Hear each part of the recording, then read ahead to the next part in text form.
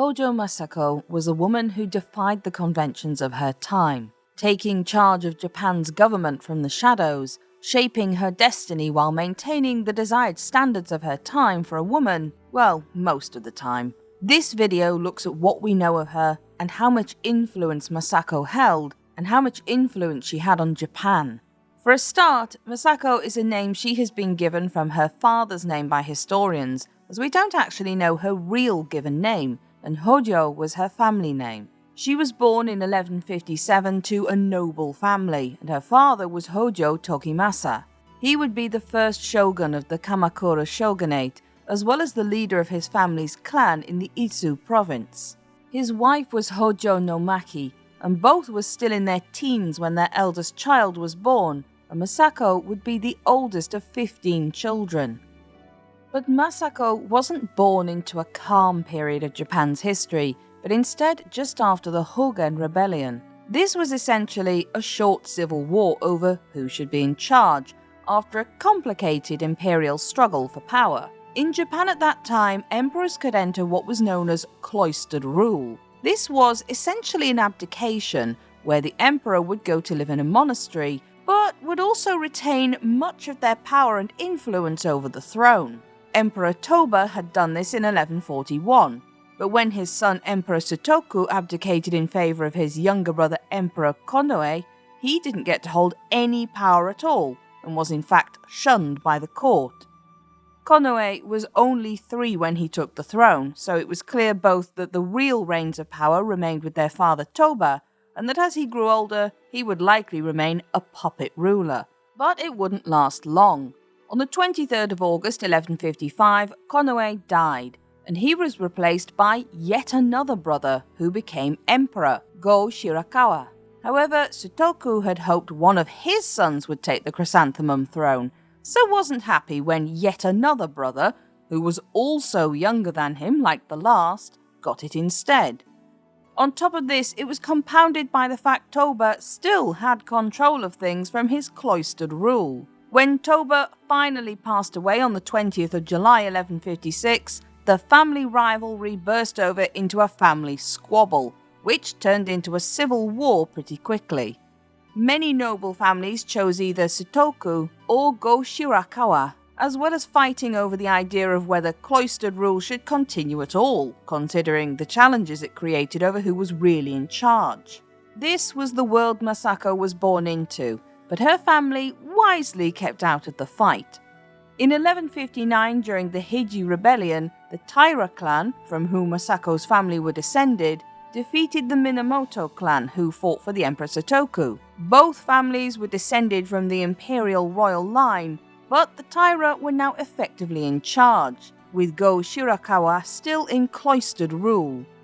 Minamoto no Yoshitomo, the leader of the clan, was defeated, and his sons and daughters were either sent to religious institutions or were executed. Keen to avoid this fate, one of his 3 surviving sons, Minamoto no Yoritomo, was exiled to Itsu at the age of just 13. And this is relevant to Masako's story because this domain was in the control of her father, Tokimasa.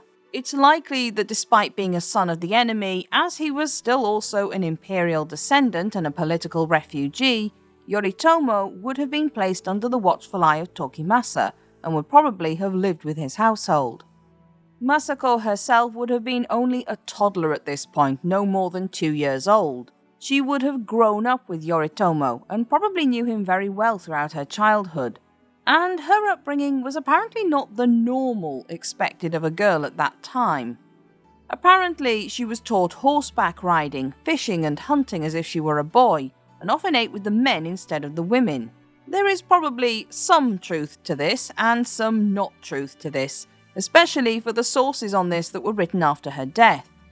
Masako being taught these skills is not necessarily strange, as although women in Japan were, just like their counterparts in other areas of the world in the 12th century, subject to the rule of men in their society, the truly oppressive nature of later centuries had not yet started across the world. Many noble and royal women in Europe at that time also learned how to hunt and ride horses, and many were given an education just like their brothers. However, it is unlikely that Masako would have not been expected to eat with her mother and sisters, and that she would also not have to conform to the expectations of her time, even more so as she was the eldest daughter and would have been expected to make a marriage that was useful to her family. But in a true act of late teenage rebellion, that wasn't going to happen. Around 1174, Masako's mother died, and she had to temporarily take on the duties of the household in her mother's place. Her father left to fulfill guard duties for the emperor in Kyoto and would be gone for 3 years.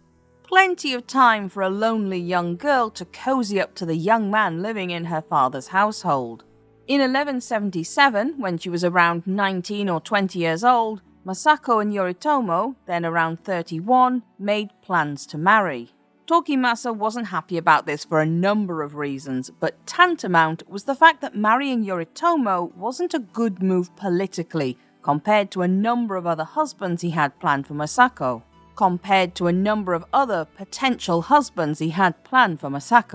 A wedding to one of these others was arranged, but on the night of her wedding, Masako snuck out of her house and hid herself away in a nearby mountain temple with Yoritomo. They were guarded by the warrior monks who resided there, and eventually Tokimasa could see his headstrong daughter wasn't going to give in, and he reluctantly gave his permission for the marriage. Masako and Yoritomo were married that same year, and Tokimasa would even later throw his lot in with his new son-in-law when the chance came. And this chance came in 1180. Prince Moshihito, a son of the Emperor Go Shirakawa, who had grown somewhat disillusioned with his father's cloistered rule, decided he was going to make a pitch for himself, and called upon the Minamoto clan across Japan to rise up once more in an act of rebellion. As he was now the eldest surviving son, Yoritomo was the head of the Minamoto clan now, and he teamed up with his father-in-law to attack the Taira clan. Yoritomo set up a makeshift capital for himself in Kamakura, although again there was familial strife as his uncle and cousins both made a play for head of the clan. As his wife, Masako was an important representative for the Hōjō clan, as well as her father, and she began participating in the administrative duties required of her husband to aid him when he was away in battle. In 1179, she had given birth to their first child, a daughter named Ohime, and was now left to be a mother as well as holding down the fort in Kamakura while Yoritomo fought against the Taira armies. But in that same year, Masako also lost her brother Munetoki, and her husband took her late brother's place as heir to the Hōjō clan, strengthening his position further. Between 1181 and 1184, there was something of a tenuous peace between the two sides, and the couple found time to have another child, their first son Minamoto no Yorie, on the 11th of September 1182.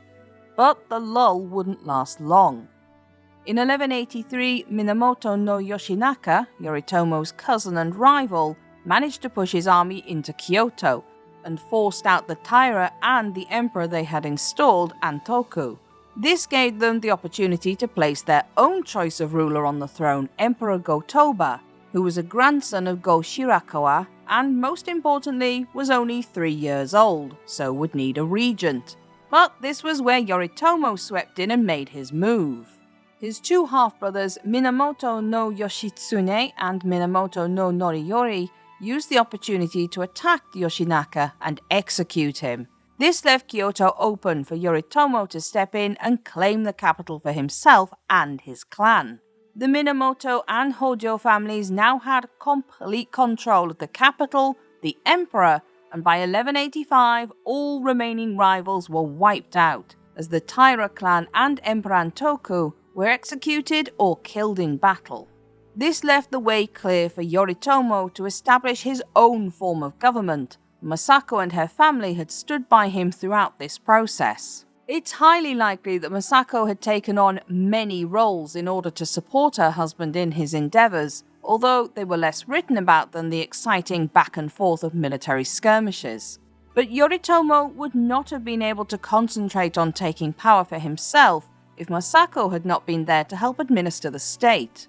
Part of how Yoritomo had grown his hold over Japan and his armies had been to give away pieces of land in exchange for oaths of loyalty. thereby creating the feudal state which would become known as the Shogunate, as well as elevating the samurai caste. Masako would have helped with the structuring of these land gifts, as well as managing the relationships between members of the family and administering judgments and gifts when her husband was not physically present. There is little of the actual flavour of Masako's character at this point, however, although her tenacity in choosing who she would marry and her tomboy upbringing do give some hints. So does a story about her from her married years, although there are no sources for the truth of it. It is still an interesting story. However, even if untrue, as it suggests something of how Masako was seen as a person. Apparently, when finding out about a mistress Yoritomo was keeping, Masako understandably did not want to share any of the power she held as his wife. She rounded up some warriors and made them set the woman's house on fire. The woman was actually inside at the time, and she barely escaped the blaze. Giving out lands and titles to loyal followers had undermined the authority of the cloistered emperor Go Shirakawa, and when the emperor finally died in 1192, there was no one left to argue about it. Yoritomo declared himself shogun, essentially taking official control of Japan and its rule, and he was now effectively in charge. In 1186, Masako had given birth to another daughter, Sanman, and in 1192 she then had their second son, Minamoto no Sanetomo. They were now the most powerful family in Japan, with 2 heirs, 2 daughters who would strengthen their position through marriage, and a loyal following. However, there were signs that Masako was a tough mother, and she expected a lot of her children. In May 1193, Yoritomo took his eldest son Yorie on a hunting trip, and on the 16th of May, the 11-year-old boy shot his first deer. His father was overjoyed and paused the hunting to allow a festival in his son's honour to go ahead that evening, sending a messenger to tell Masako the news. But she was unimpressed, and sent the messenger back with her response, that the son of a military commander being able to shoot a deer was nothing to get excited about. On the one hand, we can see that she was a woman of her time, hardened by growing up with war and ruthlessness, and that she wanted to probably toughen her children up to withstand the same. However, the downside of this is that it likely made her son resent her, and there would be further proof of this in years to come. On February the 7th, 1199, Yoritomo left his family home and went to a temple, being ordained there as a Buddhist monk. 2 days later, he died, which suggests he left because he knew he was ill. The position of shogun now passed to his son Yorie, but as he was only 17, he would need a regent. And on top of this, Masako was traditionally supposed to now, as a widow, shave her head and become a Buddhist nun.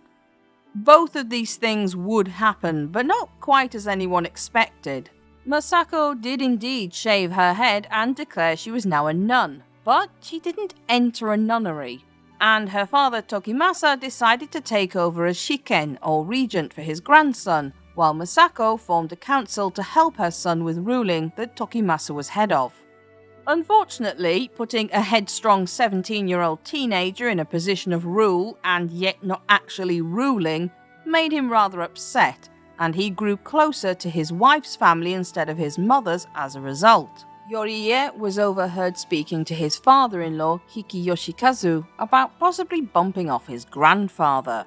On top of this, he wasn't an especially competent shogun, although we can argue we will never really know how good he could have been with one hand tied behind his back. This plot got back to Masako, and when she told her father, he had Yoshikazu imprisoned and later executed for treason in 1203. He didn't harm his grandson at that time, but Masako stripped him of his title and had him exiled to Izu province. In 1204, Yorie would also be murdered on Tokimasa's orders, although it's clear Masako had no knowledge of this. It was a hint of her father's ambitions. In 1203, Masako then had her second son placed as shogun, Sanetomo. She was close to her second son, and he was only 11 at the time, which made him more pliable than her eldest. This time, although Tokimasa was still shiken, Masako also put herself on the council, essentially making herself another regent.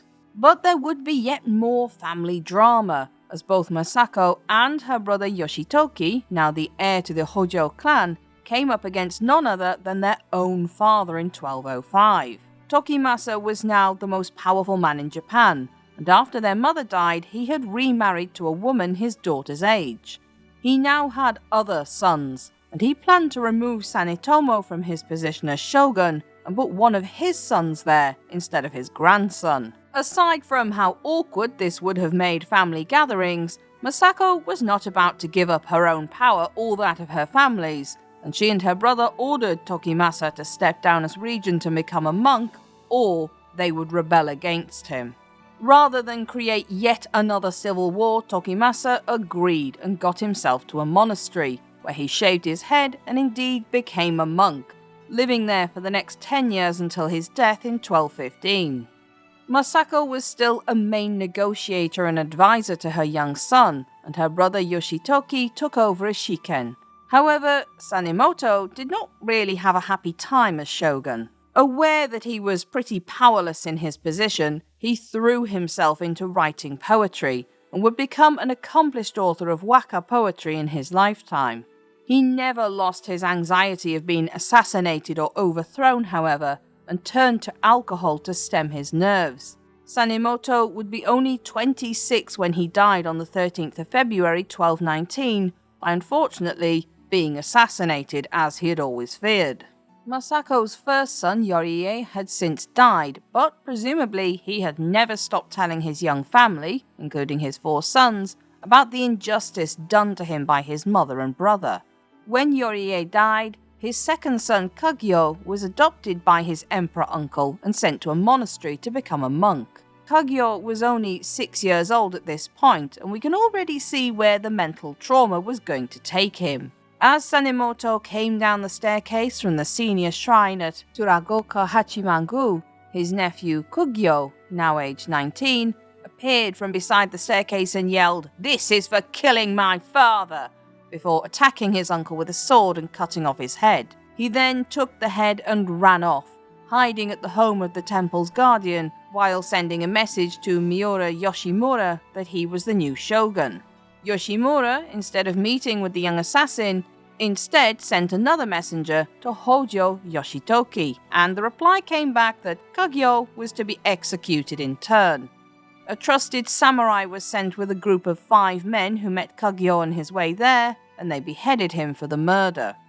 It must have been a double shock for Masako. Not only had she lost her remaining son, but as he had no sons of his own, she was no longer in any position to hold power. Or was she? Not forgetting it wasn't only Masako who stood to lose power, but also her brother Yoshitoki. The two of them got the council to agree on selecting a new shogun from a somewhat more distant branch of the Minamoto line. This was Kujyo Yoritsune, who at the time was only 1 year old. His grandmother had been niece to Masako's husband Yoritomo, so there was a tenuous link. By 1225, however, a deal had been reached with his father, and Yoritsune became the 4th shogun at the age of just 7. 5 years later, they attempted to strengthen the ties between the families by having him married to one of Yoriie's daughters, who was 15 years older than her new husband. But Masako was able to be an undisputed regent this time around, and she used her power to continue to keep rule tightly within the council and not with the emperor, to manage the many relationships that now existed between the imperial family and the nobility, and to once again be the one to oversee giving out rewards and titles. Yet again there was a threat of civil war when the Jokyo War broke out, when the Emperor Go-Toba decided to have a go at overthrowing the Hōjō family. It was Masako who rallied those in Kamakura with a speech, in which she reminded those loyal to her not only of the traditional past with Yoritomo, but of the many, many, many gifts, lands and titles they had received, and of the perceived obligation they owed to her family because of these gifts. Yoshitoki and his eldest son were successful in beating back the emperor's forces, retaking Kyoto and exiling Go-Toba. Although women did not often hold the same position as men in Japanese society, at that time it was acknowledged that a woman could indeed hold as much power and authority as a man, and Masako was looked up to as a matriarch of both her family and of Japan as a whole. Her influence allowed the Hōjō clan to hold power in the Kamakura shogunate until 1333. However, her influence could not live forever, and in 1225, she died at the age of 69. Masako, due to her own form of cloistered rule, was known as the Ama-shogun, or nun-shogun. It was an acknowledgement not only of her cloistered rule, but of the fact she was a shogun in all but name. The details of Masako's life have not been examined in the West in the same way as the men who surrounded her, and yet she was a central character to the destiny of many of them. She was an ambitious, headstrong woman, but her loyalty to her clan often intersected with her own desire to hold power, and this led to her confronting her own father and removing her eldest son from the throne when she deemed it necessary. Masako was clearly a woman who was intelligent and determined, as she was entrusted with the administration of the state not only by her husband, but also by the council who acted as regent for the emperor, and when needed, the shogun. In short, Masako worked within the accepted boundaries of her time, but she exceeded them by being the real power behind the chrysanthemum throne. If you enjoyed this video, don't forget to like and subscribe so you don't miss any new documentaries.